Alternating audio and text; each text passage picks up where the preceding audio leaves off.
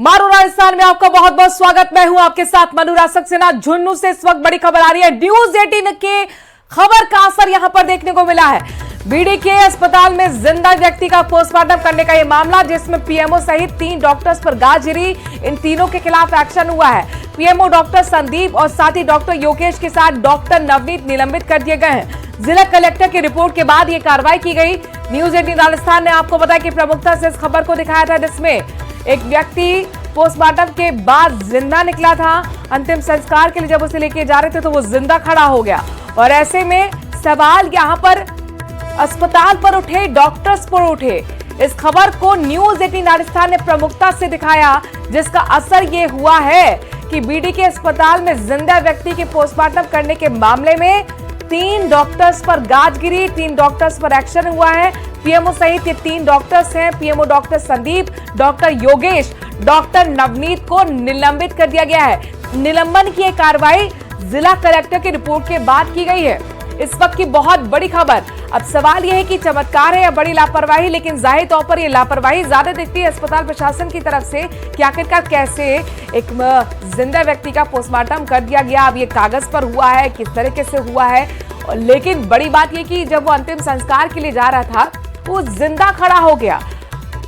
ऐसे में सवाल यहां पर उन डॉक्टर्स पर उठते हैं जिन्होंने मृत घोषित किया, उन डॉक्टर्स पर उठते हैं जिन्होंने पोस्टमार्टम किया, भले ही वो कागज पे किया गया हो।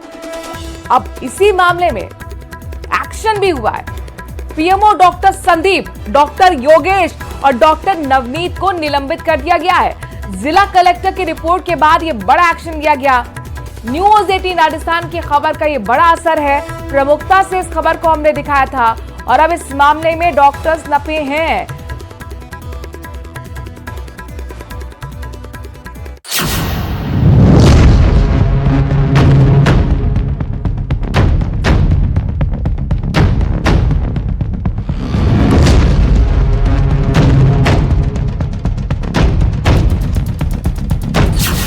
चिता पर जिंदा हुआ व्यक्ति।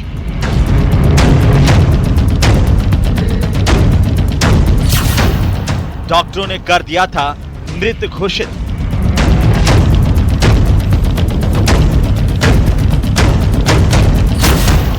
डीप फ्रीजर में भी रखा गया था।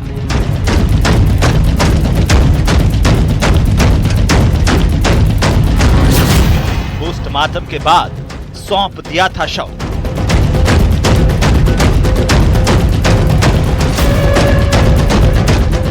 झुंझुनू में एक अजीबोगरीब मामला सामने आया है। एक शख्स शमशान घाट में चिता पर पहुंचकर जिंदा हो गया। उसकी सांसें चलने लगी। इसके बाद उसे तुरंत ही एम्बुलेंस बुलाकर बीडी के अस्पताल पहुंचाया गया। बीडी के अस्पताल के डॉक्टरों ने इस व्यक्ति को मृत घोषित कर दिया था। इसके बाद ये कहा जा रहा है कि बॉडी को मॉर्चरी में शिफ्ट किया गया। करीब 2 से 2.5 घंटे तक इस बॉडी को डीप फ्रीजर में भी रखा गया था। इसके बाद बॉडी को सौंप दिया गया। वहीं जानकारी के मुताबिक मृत घोषित करने के करीब 4 से 5 घंटे बाद व्यक्ति की सांसें चलने लगी। आपको बता दें कि रोहिताश नाम के शख्स को गुरुवार दोपहर को तबीयत बिगड़ने पर बीडी के अस्पताल लाया गया। अस्पताल की इमरजेंसी में इलाज किया गया, लेकिन इलाज के दौरान डॉक्टरों ने मृत घोषित कर दिया। इसके बाद रोहिताश को मृत समझकर अस्पताल की मॉर्चरी में रखवा दिया गया। मॉर्चरी में रखे डीप फ्रीजर में शव को रखा गया। शव करीब 2 से 2.5 घंटे तक डीप फ्रीजर में रहा। इसके बाद पुलिस को बुलाकर पंचनामा कराया गया। तो वहीं पुलिस की मौजूदगी में शव मां सेवा संस्थान के पदाधिकारियों को भी सौंप दिया गया। परिजन जब शव को अंतिम संस्कार के लिए शमशान घाट लेकर के गए, जहां शव को चिता पर रखा गया, इस दौरान रोहिताश की सांसें चलने लगी। उसका शरीर हरकत करने लगा। ये देखकर मौजूद लोग डर गए। इसके बाद आनंद फानन में इसे अस्पताल ले जाया गया। अब रोहिताश का बीडी के अस्पताल में इलाज चल रहा है। आईसीयू में भर्ती किया गया है। तत्काल एक कमेटी बनाई है और जो कंसर्न डॉक्टर्स हैं उनके बारे में ये मालूम किया है कि किस किसने इसमें लापरवाही की है और हम सरकार को रिपोर्ट भेज रहे हैं। 2 लोगों के नाम सामने आए हैं और जो लापरवाही जो इंचार्ज है उनकी अल्टीमेट लापरवाही बनती है कि वो केस को किस तरह से देख रहे हैं, कितना उसमें डिले हुआ। और उन्होंने हमें, सबसे बड़ी बात यह है कि मुझे जो पीएमओ से जो सूचना आनी चाहिए थी वो मुझे एसपी साहब से आई। मुझे एसपी साहब ने बताया इस प्रकार घटनाक्रम हुआ, तब मैंने इनको पीएमओ को पूछा तो प्रथम दायित्व तो इनका बनता है कि इसमें घटना हो गई थी तो जिला कलेक्टर को संज्ञान में लाना चाहिए। मृत आदमी के चिता से जिंदा होने को लेकर कई तरह की चर्चाओं का बाजार गर्म है। अब देखने वाली बात ये होगी कि क्या ये वाकई कोई चमत्कार है या चिकित्सा महकमे की एक बड़ी चूक। Bureau report, news 18 Rajasthan.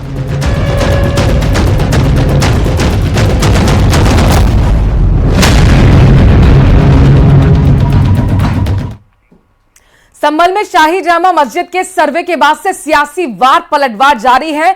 Hindu पक्ष के वकील का दावा है कि सर्वे में कई अहम सबूत मिले हैं, लेकिन अभी इसका खुलासा नहीं हो सकता है। तो वहीं शाही जामा मस्जिद कमेटी के सदस्य जफर अली ने बताया कि सर्वे में मस्जिद के अंदर हिंदू मंदिर होने का कोई भी सिंबल नहीं मिला है। मंदिर तोड़कर मस्जिद बनाई गई है, यह महज अफवाह है। वहीं पुलिस प्रशासन की तरफ से मस्जिद के बाहर भारी पुलिस बल की तैनाती कर दी गई है। ये रिपोर्ट देखिए।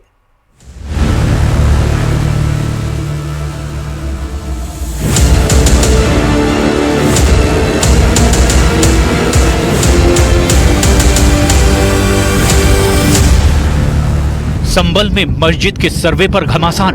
1 इंच भी चीज जगह ऐसी नहीं मिल सकती जो कि इस पर आपत्ति हो सके। ये मस्जिद थी, मस्जिद है और इंशाअल्लाह ताला मस्जिद रहेगी। हिंदू पक्ष के दावे पर भड़के भाईजान। हमारा स्टैंड ये है कि एक हरिहर मंदिर है, इसको गलत ढंग से मस्जिद का शेप देने की कोशिश की गई है। 1991 के वर्शिप एक्ट को पूरी तरह से दरकिनार कर जिस प्रकार से अदालतें आदेश दे रही हैं, तो सुप्रीम कोर्ट को संज्ञान लेना चाहिए।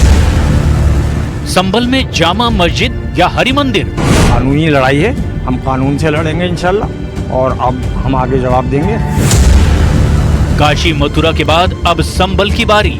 हिंदू पक्ष का दावा है, वो ये दावा किया जाता है कि यहाँ पर श्री हरिहर मंदिर था जिसे तोड़कर ये मस्जिद बनाई गई। काशी मथुरा के बाद अब संभल में जामा मस्जिद को लेकर विवाद खड़ा हो गया है।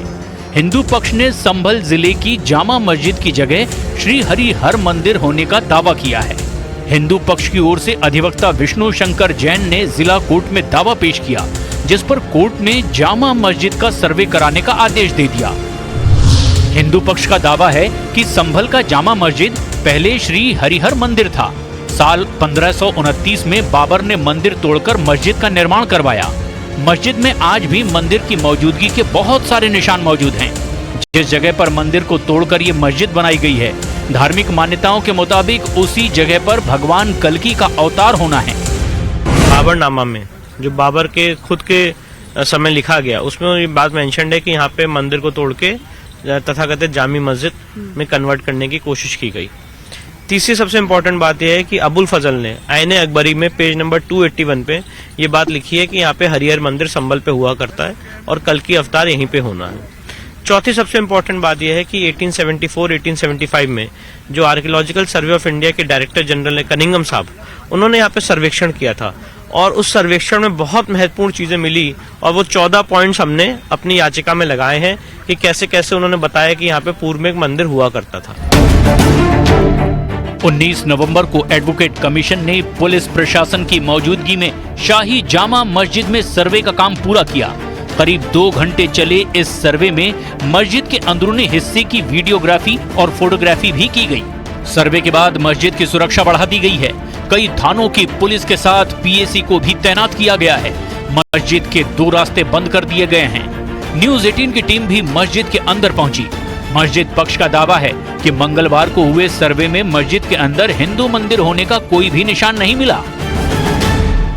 मस्जिद को आप देखिए, इसका स्ट्रक्चर देखिए। दरअसल ये बताया जाता है, दावा किया जाता है कि 1529 में बाबर के कहने पर इस मस्जिद की तामीर करवाई गई, इसका निर्माण करवाया गया और उसके बाद जो हिंदू पक्ष का दावा है वो ये दावा किया जाता है कि यहाँ पर श्री हरिहर मंदिर था जिसे तोड़कर ये मस्जिद बनाई गई। और यही वजह है कि इसी दावे को लेकर जो हिंदू पक्ष है वो कोर्ट गया, कोर्ट से आदेश आया इसके सर्वे का। जामा मस्जिद जो बनाई गई है वो साफ जमीन पर बनाई गई है 1529 में, जो कि बाबर ने बनवाई थी, मीर तकी मीर उनके जो सलाहकार थे उनसे बनवाई थी, उन्हें आदेश दिया था। वहां पर उससे पहले कहीं किसी तरह का कोई मंदिर, किसी भी तरह का कोई मंदिर नहीं था। जो एक्ट सर्वोच्च न्यायालय ने 1991 में जो आदेश दिया था, उसके तहत किसी भी धार्मिक स्थल के ऊपर कोई आपत्ति छिड़कानी नहीं होनी चाहिए, कोई रिट दायर नहीं करनी चाहिए। इसलिए मैं इसकी मुखालफत में हूं और हम उम्मीद करते हैं कि उन्होंने जो सर्वे किया है उनको माशा बराबर, सुई के बराबर भी कोई 1 इंच भी चीज जगह ऐसी नहीं मिल सकती जो कि इस पर आपत्ति हो सके। ये मस्जिद थी, मस्जिद है और इंशाअल्लाह ताला मस्जिद रहेगी। इस मामले में अगली सुनवाई 29 नवंबर को होगी, जिसमें मुस्लिम पक्ष अपना जवाब दाखिल करेगा। लेकिन इस पूरे विवाद को लेकर सियासत भी अब तेज हो गई है। वहीं कांग्रेस नेता इमरान मसूद ने भी सर्वे पर सवाल उठाए हैं। उन्होंने आरोप लगाया कि 1991 के प्लेसेस ऑफ वर्शिप एक्ट को दरकिनार किया जा रहा है और जानबूझकर नया विवाद पैदा किया जा रहा है।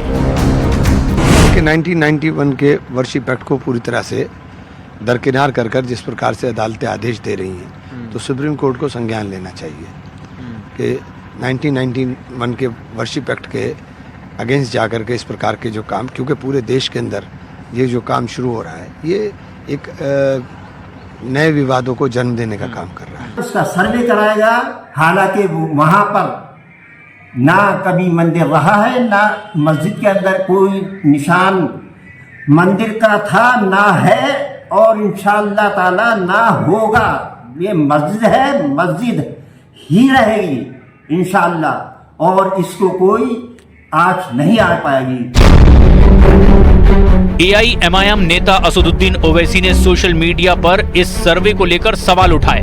उन्होंने पोस्ट किया, बाबरी मस्जिद फैसले ने हिंदुत्व समूहों को पूरे भारत में मुस्लिम पूजा स्थलों को निशाना बनाने के लिए प्रोत्साहित किया है। यूपी के संभल में चंदौसी स्थित शाही जामा मस्जिद का मामला देखिए। आवेदन जमा होने के 3 घंटे के भीतर सिविल जज ने मस्जिद स्थल पर प्रारंभिक सर्वेक्षण का आदेश दे दिया।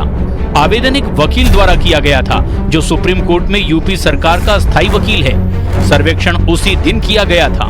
कोर्ट के आदेश के 1 घंटे के अंदर ही बाबरी का ताला भी खोल दिया गया, बिना दूसरे पक्ष को सुने। ये गति सामान्य मामलों में नहीं दिखाई जाती। यदि अदालतें ऐसे आदेशों का पालन करना जारी रखती हैं, तो पूजा स्थल अधिनियम महज एक मृत अक्षर बनकर रह जाएगा।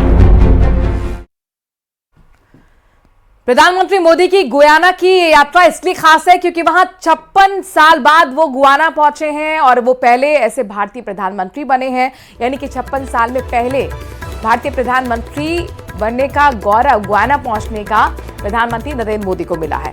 अब आपको 5 तस्वीरों के जरिए पीएम की गुयाना यात्रा दिखा रहे हैं। इस दौरान पीएम मोदी जॉर्ज टाउन में महात्मा गांधी स्मारक भी गए, जहां उन्होंने राष्ट्रपिता को श्रद्धांजलि दी और राम भजन गा रहे लोगों के साथ रंगे हुए नजर आए हैं। इस दौरान पीएम मोदी खुद राम भजन पर मंजीरा बजाते हुए भी नजर आए। इसके बाद पीएम मोदी सरस्वती विद्या निकेतन पहुंचे और बच्चों के साथ वक्त बिताने के साथ ही बच्चों ने पीएम मोदी को भजन भी सुनाया। पीएम को गुयाना के सर्वोच्च राष्ट्रीय पुरस्कार से सम्मानित किया गया है।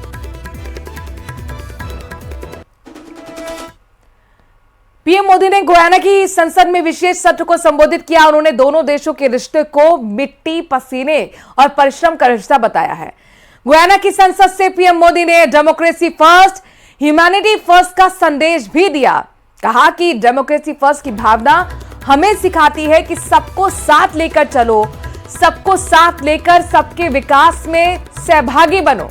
इसके अलावा उन्होंने ये भी कहा कि समावेशी समाज के निर्माण में लोकतंत्र से बड़ा कोई माध्यम नहीं होता है। पीएम ने कहा कि विस्तारवाद कभी भी भारत का सिद्धांत नहीं रहा है। अपने भाषण के दौरान पीएम मोदी ने गुयाना की चटनी का भी जिक्र किया। कहा कि वो गुयाना की चटनी को नहीं भूल सकते हैं।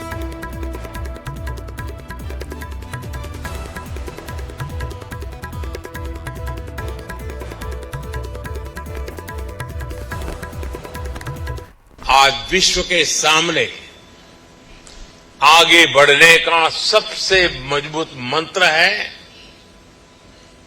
Democracy first, humanity first. Democracy first की भावना हमें सिखाती है कि सबको साथ लेकर चलो, सबको साथ लेकर सबके विकास में सहभागी बनो। ह्यूमैनिटी फर्स्ट की भावना हमारे निर्णयों की दिशा तय करती है। एक भी देश, एक भी रीजन पीछे रह गया तो हमारे ग्लोबल गोल्स कभी हासिल नहीं हो पाएंगे। तभी भारत कहता है एवरी नेशन मैटर्स। इसके बाद पीएम मोदी ने गुयाना के नेशनल कल्चरल सेंटर में भारतीय समुदाय के लोगों को संबोधित भी किया। पीएम को सुनने के लिए बड़ी संख्या में लोग पहुंचे। इस दौरान मोदी मोदी के नारे भी लगे। इसके अलावा जय श्री राम और भारत माता के जयकारे भी लगे। प्रधानमंत्री नरेंद्र मोदी ने दोनों देशों के बीच समानताओं पर जोर देते हुए कहा कि संस्कृति, खान पान और क्रिकेट भारत और गुयाना को गहराई से जोड़ते हैं। प्रधानमंत्री ने इंडो गुयाना समुदाय और कैरिबियाई राष्ट्र के विकास में उनके योगदान की सराहना की है।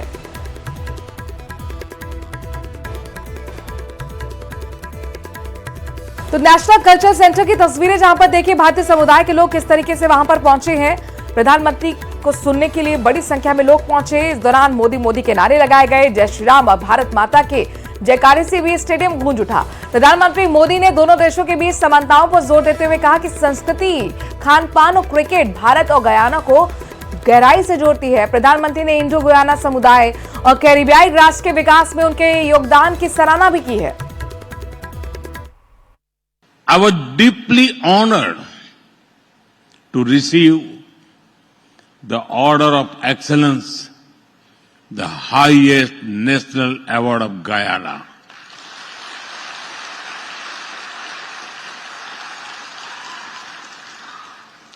I thank the people of Guyana for this gesture.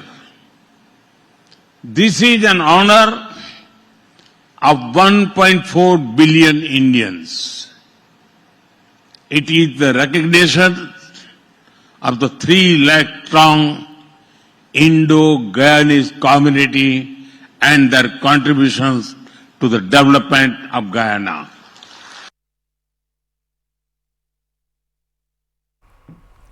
राष्ट्रगान और राष्ट्रगीत को लेकर विवाद शुरू हो गया है। दरअसल बाबा बागेश्वर की ओर से हिंदू एकता पदयात्रा की शुरुआत की गई है। पदयात्रा की शुरुआत के साथ ही उनके एक बयान पर घमासान मच गया है। धीरेन्द्र शास्त्री ने पदयात्रा की शुरुआत राष्ट्रगान और राष्ट्रगीत के साथ की गई। इस दौरान धीरेन्द्र शास्त्री ने कहा कि मंदिर मस्जिद हर जगह राष्ट्रगान और राष्ट्रगीत होना चाहिए। इसी को लेकर कांग्रेस ने निशाना साधा है। कांग्रेस का आरोप है कि बीजेपी संविधान को खत्म करने में लगी है। उधर बीजेपी ने धीरेन्द्र शास्त्री के बयान का समर्थन किया है।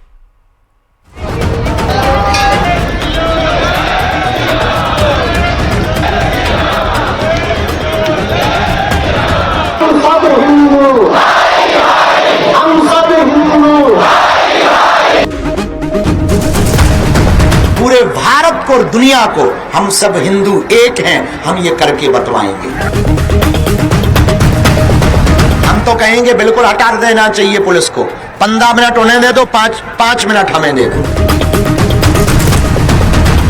हर पार्टी के लोग इस यात्रा में आ रहे हैं क्योंकि ये देश के हित के लिए है, हिंदुओं के हित के लिए है, सनातन के हित के लिए है, किसी पार्टी के वोट बैंक के लिए यात्रा नहीं है। भारत को हिंदू राष्ट्र बनाने की भीष्म प्रतिज्ञा ले चुके बाबा बागेश्वर यानी धीरेन्द्र शास्त्री जातियों में बटे हिंदुओं को एकजुट करने के लिए अपने धाम से निकल पड़े हैं। इस यात्रा की शुरुआत से एक दिन पहले ही बागेश्वर धाम में हजारों श्रद्धालु जमा हो गए। आलम यह था कि पूरे बागेश्वर धाम में कहीं भी पैर रखने की जगह नहीं बची थी।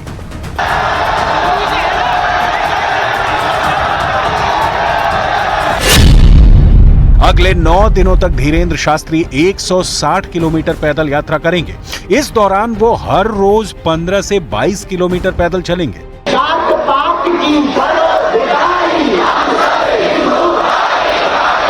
दिन भर पैदल चलने के बाद धीरेन्द्र शास्त्री पहले से तय पड़ावों पर विश्राम करेंगे। इस तरह से 9 दिनों तक हिंदू समुदाय के लाखों लोगों से मिलते जुलते और उन्हें जाति के बंधनों से मुक्त कर हिंदुत्व की असीमित माला में जोड़ते हुए बाबा बागेश्वर ओरछा मंदिर की ओर बढ़ते रहेंगे। आज से शुरू हुई बाबा बागेश्वर की सनातन हिंदू एकता पदयात्रा का पहला पड़ाव कदारी है।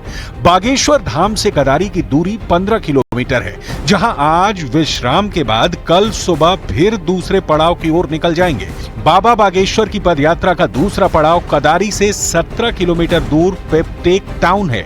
यहां भी रात विश्राम करने के बाद अगले दिन तीसरा पड़ाव पेपटेक टाउन से 21 किलोमीटर दूर नौगांव है, जहां रात में धीरेन्द्र शास्त्री रुकेंगे। इसी तरह चौथा पड़ाव नौगांव से 22 किलोमीटर दूर देवरी है। पांचवा पड़ाव देवरी से 22 किलोमीटर दूर मऊरानी है। छठा पड़ाव मऊरानी से 17 किलोमीटर दूर घुगसी है। सातवां पड़ाव घुगसी से 17 किलोमीटर दूर निवाड़ी है। आठवां पड़ाव निवाड़ी से 15.5 किलोमीटर दूर तिगैला है और आखिरी यानी 9वां पड़ाव तिगैला से 13.5 किलोमीटर दूर ओरछा मंदिर है।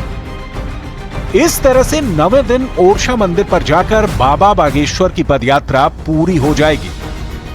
इस देश में जो माहौल आजादी के समय का था, वही फिर से हिंदुओं में एकता का उल्लास आ गया है। उसी का यह जन सैलाब है और कल से अब बिगुल बज रहा है कि पूरे भारत को और दुनिया को हम सब हिंदू एक हैं, हम ये करके बतलाएंगे। बेफिजूली की बात है। हमारे यहाँ तो कल सभी पार्टी के लोग अगर इस यात्रा में आ रहे हैं। कल हमारे बहुत ही प्रिय कांग्रेस पार्टी में वो मिनिस्टर भी रहे, जयवर्धन सिंह भी आ रहे हैं, बीजेपी के लोग भी आ रहे हैं, सपा के लोग भी आ रहे हैं, राजा भैया कुंडा भी आ रहे हैं, टी राजा भी आ रहे हैं। हर पार्टी के लोग इस यात्रा में आ रहे हैं क्योंकि ये देश के हित के लिए है, हिंदुओं के हित के लिए है, सनातन के हित के लिए है, किसी पार्टी के वोट बैंक के लिए यात्रा नहीं है। धीरेन्द्र शास्त्री की पदयात्रा के दौरान पड़ने वाले सभी 9 पड़ावों पर 1 से 1.5 लाख श्रद्धालुओं के विश्राम और भोजन की व्यवस्था की गई है। शुद्ध और ताजा भोजन की व्यवस्था में कई रसोइये लगे हुए हैं। पूड़ियों को रखने के लिए ट्रैक्टर की ट्रॉली का इस्तेमाल किया जा रहा है। सभी ताजा भोजन हम लोग तैयार कर रहे हैं कि जिससे कि कोई की तबीयत खराब ना हो या कोई बीमार ना पड़े, इस टाइप में हम व्यवस्था कर रहे हैं। यहाँ भोजन बनाने के बाद सारा भोजन उस विश्राम स्थल पर ले जाया जाएगा जहाँ बाबा बागेश्वर और उनके साथ पदयात्रा कर रहे 1 से 1.5 लाख श्रद्धालुओं के ठहरने की व्यवस्था की गई है। पहले पड़ाव कदारी गांव में बाबा और उनके समर्थकों के रुकने के लिए एक बड़े से भवन में व्यवस्था की गई है। बढ़ती सर्दी को देखते हुए गद्दे और रजाई का भी इंतजाम किया गया है। यहाँ पर पदयात्री पहुंचेंगे तो सांस्कृतिक कार्यक्रम जो है वो यहाँ आयोजित किए जाएंगे और उसके बाद उनके विश्राम की व्यवस्था की गई है, भोजन की व्यवस्थाएं की गई है। आप देख सकते हैं कि पूरा एक बड़ा परिसर है, इसमें उनके रुकने की व्यवस्थाएं की गई हैं, टेंट लगाए गए हैं, जो पर्याप्त यहाँ पर इंतजाम किए गए हैं। चूंकि हल्की सर्दी भी दस्तक दे चुकी है और ऐसे में सर्दी से बचने के तमाम इंतजाम कराए गए हैं और जिस तरीके से ये पूरा भवन, जैसे आप तस्वीरों में देख पा रहे हैं, ये पूरे भवन में जो पदयात्री जो यहाँ पर पहुंचने वाले हैं वो सब के सब यहाँ पर रुकेंगे। बताया जा रहा है कि 10 से 15 हजार लोग हैं वो रात्रि विश्राम करेंगे और इतनी की व्यवस्थाएं यहाँ पर की गई हैं। मध्य प्रदेश के मुख्यमंत्री मोहन यादव ने भी बाबा बागेश्वर की पदयात्रा के सफल होने की शुभकामनाएं दी हैं। महाराज जी अपनी आध्यात्मिक यात्रा पर निकल रहे हैं और अच्छा काम कर रहे हैं। मेरा प्रणाम भी उनको और मेरी शुभकामनाएं। कांग्रेस कहती है बीजेपी के एजेंडा है। कांग्रेस को इसी की कीमत चुकाना पड़ती है। वो कभी हिंदू संतों का सम्मान नहीं करती है, वो लगातार अपमान करती है। ये किसी अन्य धर्म के धर्मगुरु के बारे में बोल के देखे। बाबा बागेश्वर के समर्थक उनकी सनातन नीमराना से बड़ी खबर आ रही है। Parmar thermo packing private limited company में बीती रात आग लग गई। आसपास के इलाकों में फायर ब्रिगेड पहुंची है और बताया जा रहा है कि आग बुझाने का काम लगातार जारी है। आग का तांडव देखने को मिला है। नीमराना गिलोट औद्योगिक क्षेत्र में कंपनी में आग लगने की जानकारी, करोड़ों का नुकसान। बीती रात बताया जा रहा है ये आग लगी है। आसपास के इलाकों से गुजरते हुए आखिरकार फायर ब्रिगेड की कई गाड़ियां मौके पर पहुंची हैं, टीम मौके पर पहुंची है।